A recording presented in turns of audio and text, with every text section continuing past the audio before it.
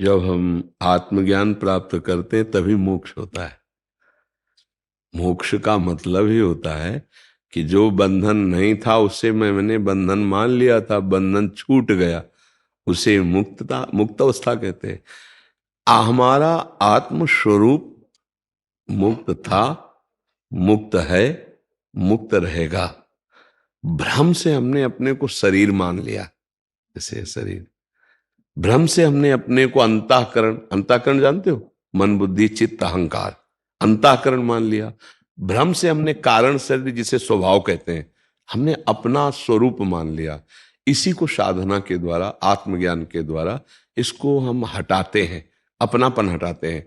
शरीर से जब अपनापन हटाते हैं, हृदय से अंतःकरण से जब अपनापन हटाते हैं, स्वभाव से जब अपनापन हटाते हैं, ये बहुत कठिन बात है, बहुत जन्मों से लगे, तो बोध हो जाता है।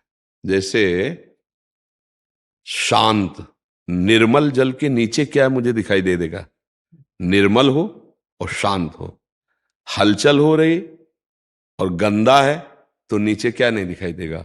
ऐसे ही जब हमारा हृदय निर्मल होता है और शांत होता है तो स्वरूप का जहां से प्रकाश आ रहा है वो मैं ही हूं, वहां हमारी स्थिति हो जाती है। तो उसे कहते हैं आत्मबोध हो जाना।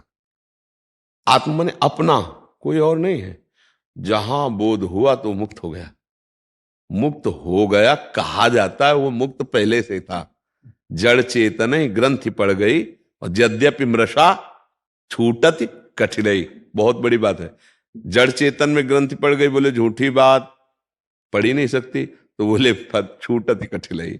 यद्यपि फंसा नहीं है पर इतनी जोर का बंधन है कि हम हट नहीं सकते। शीशा में देखो तो मैं लगता है, ये नहीं लगता कि शरीर देख रहा हूं, ऐसा लगता है मैं अपने को देख रहा हूं। चाहे जितनी ज्ञान की बातें करे, नहीं, अगर चोट लगेगी तो उपेक्षा नहीं होगी कि शरीर को लगी है, मेरे को लगी है।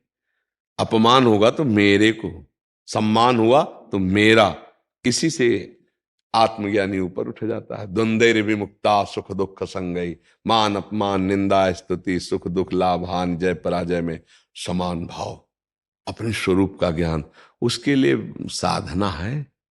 गुरु की शरण में होकर साधन चतुष्टय के द्वारा जब साधना की जाती है, नित्यानित्य वस्तु का विवेक, नित्य क्या है, अनित्य क्या है, और इस लोक से लेकर ब्रह्मलोक तक के भोगों का वैराग्य, शम, चित्त का शांत होकर लक्ष्य पे लग जाना, दम, इंद्रिय मन को अंतर्मुख कर लेना, उपरति किसी भोग की किंचन मात्र उपस्थिति पे मन चलायमान न होना, तितिक्षा गर्मी सर्दी भूख प्यास काम क्रोध लोभ मोह मद मत्सर सबको सह गया, कहीं विचलित नहीं हुआ, उसे कहते तितिक्षा। उपरति तितिक्षा श्रद्धा, गुरु के वचनों पे, शास्त्र वचनों पे पूर्ण विश्वास और समाधान। अब परमात्मा प्राप्ति के सिवा कोई दूसरा लक्ष्य नहीं। तब वो आत्मज्ञानी, वो आत्मबोध को प्राप्त होता है। ये हुआ मोक्ष मार्ग। और भगवत प्राप्ति अपने लाडले प्रभु साकार, राम रूप कृष्ण रूप, इन रूपों में नाम जप करते हुए, इनका चिंतन करते हुए, इनकी आराधना करते हुए इनको प्राप्त हो जाना, इसे भगवत प्राप्ति कहते हैं, उसे मोक्ष कहते हैं। समझ पा रहे हैं आप जी?